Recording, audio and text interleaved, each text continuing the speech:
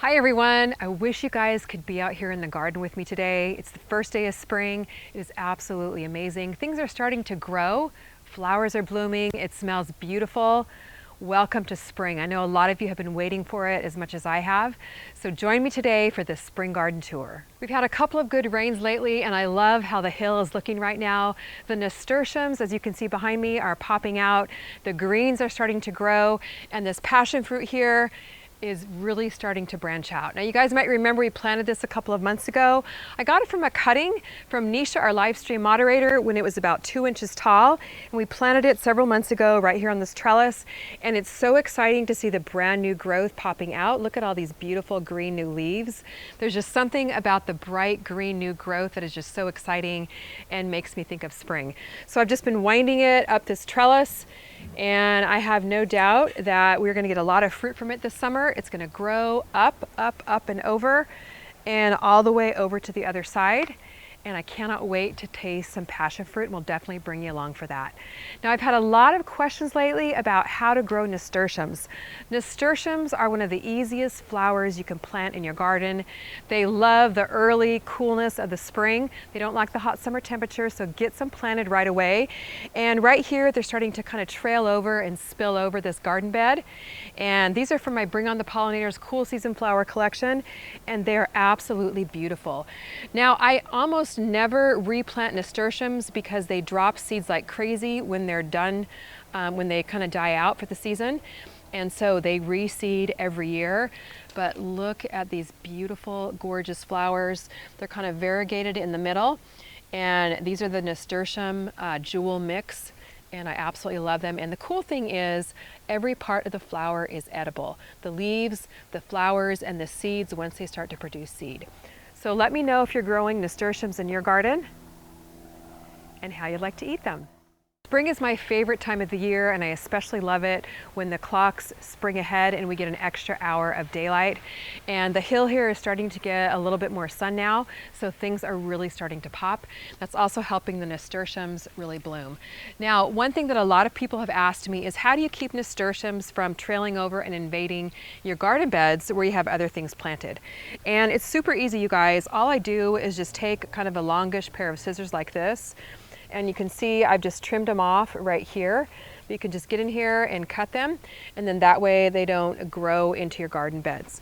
Now let me just show you real quick right over here. These nasturtiums are kind of growing into this garden bed. I don't want them shading out these little volunteer sunflowers here. So I'm just gonna grab a handful. I know it's hard to do, you guys, but there's plenty of nasturtiums around right now. Clip them off. And what you can do with these is either put them in a salad, or if you have too many for too many salads, you can just throw them in your compost pile, so you're still making good use of them. Now I do have some cool weather vegetables here in this garden bed, but I don't know if I'll get a harvest before it's time to plant the warm weather veggies. I've got some broccoli, actually I think this might be collard greens, and some red acre cabbage. These are all from the Fall Garden Seed Collection. And what I like to do is edge the garden beds with shorter types of flowers. These are California poppies, and these volunteer sunflowers just pop up. So they're not shorter flowers, but they'll definitely help bring in the pollinators. One thing I just love about spring is all the different colors in the garden. And I love to plant different colors to bring in lots of different types of pollinators. Did you know that different pollinators have different favorite colors? Bees love yellow and orange. They also love purple, like this beautiful borage plant here. And then hummingbirds love red, so I love to plant lots of red colors, and we have a red hummingbird feeder right up there for the hummingbirds. And then butterflies love purple and red as well. So tons of flowers in the garden help bring in the pollinators. Mix it up and interplant flowers with your veggies. That way you're bringing the pollinators right into your veggies, so you can get more pollination and grow more veggies. Wintertime here in Southern California is all about growing cool weather vegetables. The greens thrive in the wintertime here because we don't get much frost or much cold weather. So there's tons of kale, which I just threw down a whole bunch of seeds a couple of months back when we were expecting some rain, and they've just pretty much grown up and taken care of themselves. This is kind of a kale mix.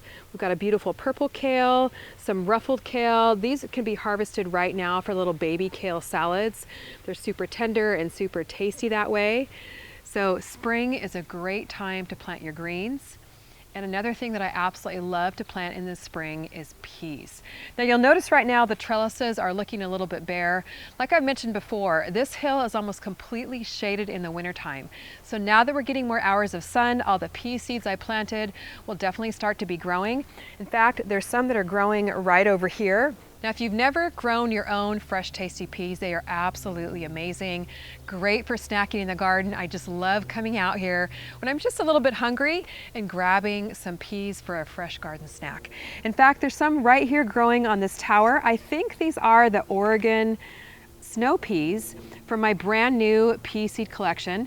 So if you want to grow peas, head over to CallieKimGardenHome.com and grab that pea seed collection. There's 5 different varieties. I'm really excited about it, including a heat tolerant variety. Now, peas aren't very tolerant of hot weather. Once it gets over 75 degrees or so, they kind of dry up and shrivel up. But the heat tolerant peas are called Wando, and they'll last a little bit longer in the hot weather. Spring is such an exciting time, you guys. It's so much fun to see the flowers pop out. And I put down a whole bunch of flower seed over the winter time, and the little seedlings are just poking through. And I cannot wait to see this whole fence covered again with color. One sign of spring, and tell me if these are coming up in your garden, is daffodils. Now they're just starting to come up, not blooming yet, but the daffodils and tulips are usually the first flowers to appear. So let me know if you're getting daffodils and tulips in your garden, a sure sign of spring. Now there are a lot of volunteer sunflowers starting to pop up, like this one right here. If you guys remember last summer, the whole fence line was covered with sunflowers, and we had a super big tall one that I just left in for the birds right over there. It's been dropping its seeds. The birds have probably been dropping seeds. And pretty soon we're going to have a lot of sunflowers again, which always bring the pollinators as well. Now Mac even dressed up to celebrate spring, so he's such a good garden dog, and he always follows me around everywhere too. So here we are at the herb garden, and this is the perfect time to grow the cool weather vegetables like cilantro and parsley. I absolutely love how bright green everything looks here in this garden bed. It's just so pretty, and it's really nice to have it just steps outside of the kitchen door, because I can just dash out here and grab some cilantro for some guacamole or some parsley for a salad. And it's actually kind of starting to look a little bit like an older type of herb, so it's kind of starting to bolt just a little bit, which is pretty normal for this time of the year. It's been in here for several months, so we might not have too much time left in this parsley, but you can trim it back to help extend its life. It'll start to bloom, drop seed, and then we'll have some more parsley for next year as well. Now, right behind me here is some thyme and some rosemary, and it hasn't really started taking off yet, but as soon as the weather gets warm and this more sunlight hits this area, this is gonna really fill in, and I just wish you guys could smell this. The thyme smells absolutely amazing. Such an easy herb to grow, very drought tolerant, and it's so, so yummy. If you marinate some chicken with some lemon and some herbs, absolutely delicious on the grill. Now, a lot of you have been growing in hanging baskets since we did our hanging basket video a couple of months ago, and I'm telling you guys, I'm absolutely loving how they're looking in the garden here. They just add a nice little height to this area, and they give us a nice little view off of our deck. And here we have some little peas growing out of our hanging baskets. I just planted some marigolds in the middle to give it a nice spring pop of color. So these have actually gotten pretty battered around by the wind we've had lately, so I've been bringing them in and out, and a lot of people have actually asked how to hook up drip irrigation to hanging baskets. And you see I've got my drip irrigation hoses already in the baskets, but haven't hooked the drip up because we've been moving them around so much. But when I do, what I'll do is I'll just run a line over to this pole, hook the drip line onto the pole, and then run a supply line all the way over to our spigot, which is over in the corner, where I can hook it into my drip irrigation system. So we are going to be doing some more hanging basket videos on watering and fertilizing, so we'll definitely bring you along for that and maybe give you a little tour of how we hook up the drip. So let me know if that's something you're interested in, and we'll work that into our spring filming schedule. Now, one thing that's really been fun with the hanging baskets is that our son Drew, who's not a big vegetable eater, has been coming out here almost every day and picking lettuce for his sandwiches. So I'm really excited about that, to get him more into eating vegetables. Now he's 19, and you know how those teenagers are. So let me know if you have a problem getting your kids to eat vegetables and what your tricks are for that. So we've been harvesting off this almost every day. I did plant some more lettuce seeds in here.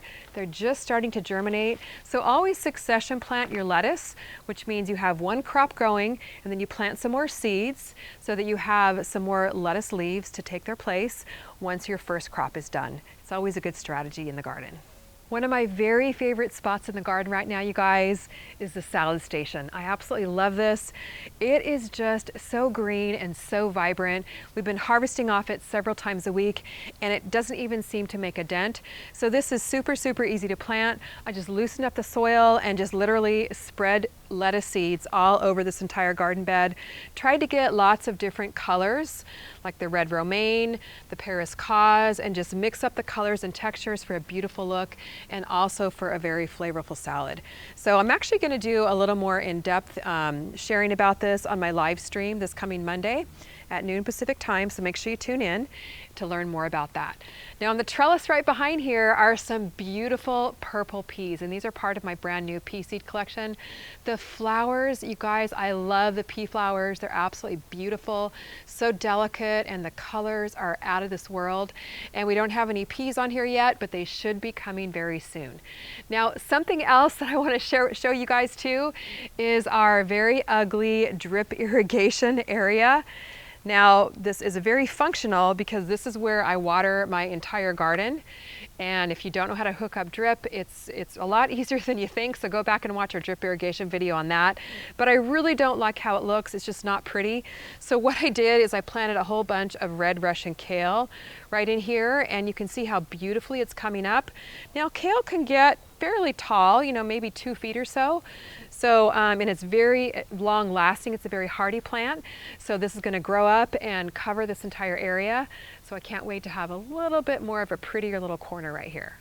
Now, I've really been working to create a pollinator-friendly paradise here in the garden, and one very simple thing we've done for that is just to add a couple of hummingbird feeders around. And I'm telling you guys, it is just so much fun to see the hummingbirds just come and take a drink. We've got a blue one here and a red one up on the deck and another one right behind me here, and we love having coffee in the mornings and just watching the hummingbirds fly around. They're just such beautiful creatures, and their wings make the really coolest noise. Let's head over here to the Smart Pots deck. It is really nice and colorful right now, and things are really bursting to life. One thing I'm especially enjoying is seeing how much this mum plant has come back after the fall. Now, mums kind of die out in the cooler weather. I completely chopped it all off, and look at the growth on here. And these are going to be popping out with absolutely gorgeous flowers before you know it. So if you have mums in your garden, don't get rid of them if they're dying back. Cut them back, give them a good dose of fertilizer, and you're going to be rewarded with some beautiful new color.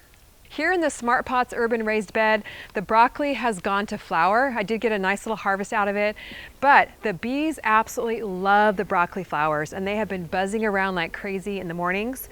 And it just makes me feel so good that I'm providing a nice little home for the bees here. So we'll be cutting this out pretty soon and starting to plant some of our warm weather vegetables that we've been growing on the Spring Garden series. So stay tuned for that. But we are absolutely, oh, and by the way, you guys, I got to show you this red acre cabbage. I think we just might get a cabbage harvest out of it. The purple leaves are just so incredibly gorgeous. And I'm so excited because I usually don't have much luck with cabbage because we have a lot of warm weather here. But this one is looking really, really good. Now the peas back here are absolutely going crazy. They get a lot of sun back in this corner during the day. And again, these purple peas are beautiful. The flowers are simply out of this world. Now right here, I'm just using a little trellis, like a little ladder trellis that I picked up at a garden center. And I tied the top together with twine. So it makes a really nice climbing structure for the peas. And I think they're just gonna go all the way over to the other side. and we should have a really good pea harvest. We've already been harvesting quite a bit and enjoying the purple peas dipped in hummus or just snacked on right in the garden. Now there's just something about spring that brings out the color. So right here we have the purple peas again in a purple Smart Pots raised bed. It's kind of fun to kind of mix and match the colors in the garden, but this bed is all about purple. We've got the purple peas, the purple cabbage, and these adorable little purple violas, or Johnny Jump Ups they're called. So look for ways that you can pop color in your garden this spring and you're going to absolutely love it. And I do have an exciting announcement. Speaking of color in the garden, the Smart Pots bright colored 20 gallons and 10 gallons are now available over at smartpots.com. It's been so much fun to grow brightly colored flowers and vegetables in these. So head over there and pick yours up, and I know you're going to enjoy growing in them as much as I do. Now pretty soon, as the weather warms up, we'll be planting our scarlet runner beans here on the cattle panel arch again. But in the wintertime and the early spring, it's all about the cool weather greens and the peas. And here on the back, we're growing the Oregon sugar pod peas, or the Oregon snow peas. These again are from my pea seed collection. And these are huge, tall peas. You can tell how big the leaves are. They're just starting to climb up the trellis. And the cool thing about peas is they have these little tendrils that just kind of naturally grab on and climb up. And sometimes I kind of have to tie them on and give them a little bit of encouragement with my little stretchy tie tape here.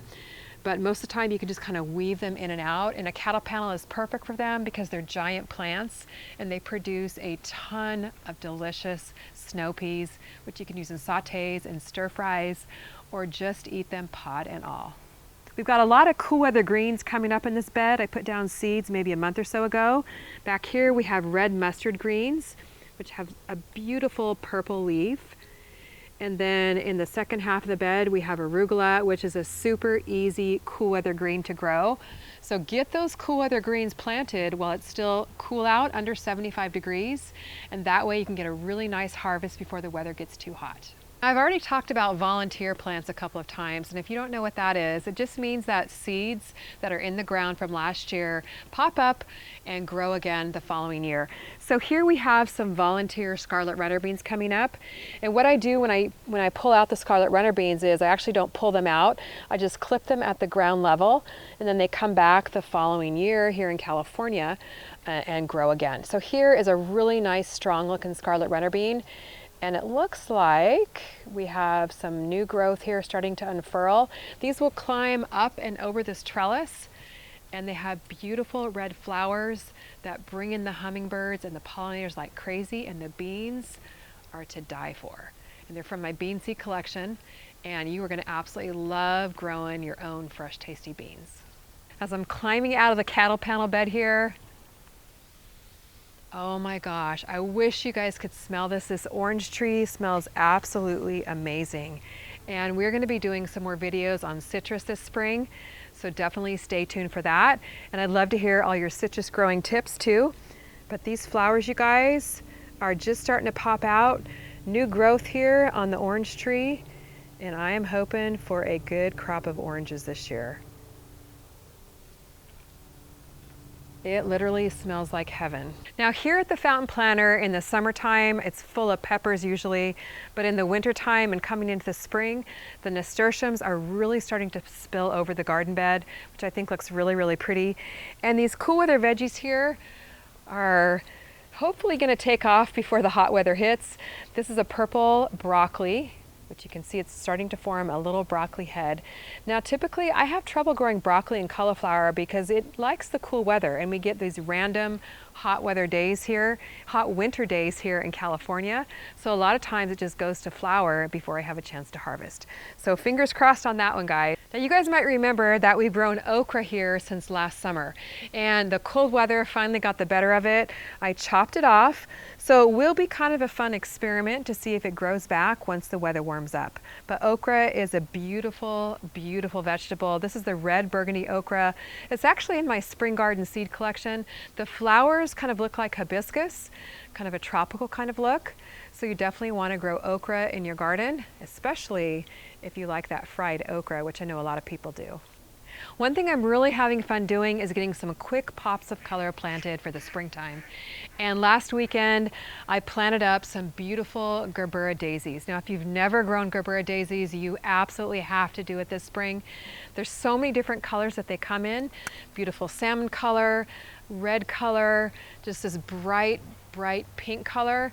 And I think they look so pretty here in these brand new Smart Pots Vivid Color 5-gallon containers. I just absolutely love them, and it's a perfect way to start off spring. Now, one thing that's great about Gerbera daisies is they're very hardy plants. Here in California, they last through the winter, they last through the summer. The blooms might fall off and start to fade, but then you just chop them off at the base and then they grow back. So they're definitely great for an immediate pop of color in your spring garden, and I highly recommend them. One of the peas I'm especially enjoying growing is this adorable little feisty pea. Now it's more of a dwarf type of pea, and it has a lot of tendrils here, so you can actually use the tendrils as garnishes for salads or eat them as well. So it has more tendrils than it does leaves, which make it a little bit easier to harvest, but I think they just look so adorable growing here on this red little trellis, and these are also in my pea seed collection, and I cannot wait to harvest them. Now, do you guys remember back in the fall we did a video called How to Divide Chives? Well, here they are. We divided big old clumps of chives, kind of spread them throughout this garden area, and they just started to kind of pick up in growth over the past couple of weeks. And we're going to have a ton of chives this summer. So if you guys have not planted chives, definitely get some seeds planted. I have seeds in my herb seed collection, and you will love growing your own fresh, tasty chives. Just smell so good. Now, if you've been paying attention to my Instagram, CallieKim29, you know that one of the biggest problems we've had in our garden has been squirrels. This week I made a post about a new product I'm using that I'm super excited about that is working very well for us. It's called Repels All, and it is made by Bonide Products. And the cool thing about this is, you guys, it is pet and animal safe. All you do is just sprinkle it around. These are the granules, actually. You just sprinkle it around. The squirrel actually lives under this deck right here, and we see him all the time just sitting on top of this fence, kind of taunting us, on top of this garden wall here, taunting us. So you just sprinkle these granules around, and it doesn't harm the squirrel, which is pretty cool. It just doesn't like the smell of it, and so it helps it go somewhere else. And it's made with garlic and cloves, and it actually smells pretty good. I like the smell of garlic and cloves. And the cool thing is too, it also comes in a concentrated spray, which you can put in a pump sprayer. And then for a little double duty dose here, you can kind of water in the granules a little bit and spray all around the perimeter of your garden beds. You don't really want to spray your plants directly with it, but make a nice little barrier. Gotta pump up my sprayer a little bit more around your garden beds or where the critters live. And it's really been helpful so far for us. So I'll put a link in the video description where you can pick this product up. Wow, it smells like garlic out here. We're gonna be able to keep the vampires away, and I think I'm in the mood to go in and make some spaghetti sauce now. Come on over to the garden arch now, you guys. I have something very exciting to show you. Remember how Camera Guy and I made a brand new cattle panel garden arch for our grapevine? It's a good thing we made it when we did, because look what's starting to grow just this week. We got some brand new growth on the grapes, so I'm very excited about that. And for the first time since we've had these grapes in, I'm going to be able to train the vines, weave them in and out of the garden arch here, and grow them hanging down in the middle, which will be a lot of fun, and growing all the way over to the other side. So I'm pretty sure that we're going to have to trim back some of these trees before the grapes get too big. But stay tuned, you guys. We're hoping this year we actually have a good grape harvest. Now in this garden bed here, I'm planning on putting my very first tomatoes of the spring in. So I didn't plant any peas or any other climbing vegetables in these cages because we're going to be popping them in pretty soon. And I am going to be having to trim back some of the nasturtiums to give more sunlight to the plants. Now one thing we just recently did is topped off some of the trees right here, because last summer these trees above us here were completely shading out this whole side of the garden. So really looking forward to having more sunshine and hopefully a lot more harvest in this garden bed this summer. So moving up to the container garden now, you guys, we're just about wrapping up our garden tour. And one last thing here on the hill is I'm gonna be planting some sunflowers here, hopefully this weekend, putting up a trellis. You guys remember our new fence, our old fence blew over in the wind, and the sunflowers look so pretty in this space, and they get a lot of sun. So I can't wait to get those sunflowers planted. I love those things. Now here in the container garden, things are just kind of starting to spring to life here. So we've got some beets and some radishes growing like crazy here. So hoping to get a harvest of those before the cool weather hits. Actually just popped some beans here in the little Cali Kim purple mini raised bed. So that's gonna be fun to see those beans sprout. They grow so fast. Now, one of my favorite things about this area right now is the red mustard greens growing in the crate tower. Just pop some seeds in here. Red mustard greens are such an easy green to grow. You guys are gonna love growing your own mustard greens. Look how beautiful these greens are. They're just a little bit zippy, and I love them in salads, and then I saute them a lot on Saturday mornings for our scrambled eggs. Now I know a lot of you are getting spring fever right now and cannot wait to get out in your garden. If you're joining us on our spring garden series, we are having so much fun. In fact, here's my vegetables that I'm hardening off. We've got some tomato plants and some squash and cucumbers. So join me in growing your vegetable garden. Let's all grow together this spring. In fact, to celebrate the first day of spring, I'm running a sale, 20% off with the code SPRINGFEVER over at CaliKimGardenandHome.com. So you want to head over there, grab your seeds for spring, and definitely grab my book, Organic Gardening for Everyone, along with my spring garden seed collection, 13 varieties in here to help you get started. Everything's written down in here so you know exactly what to do. Pick them up as a bundle, save $5, and then take that additional 20% off too. You guys, this has been a ton of fun hanging out in the garden together to celebrate spring. Let me know where you're at in the process of growing your spring garden. It's gonna be so much fun to grow this spring together. Thanks so much for hanging out with me today on our spring garden tour. It has been a ton of fun to celebrate the first day of spring together. Thanks for watching. We'll see you on the next video.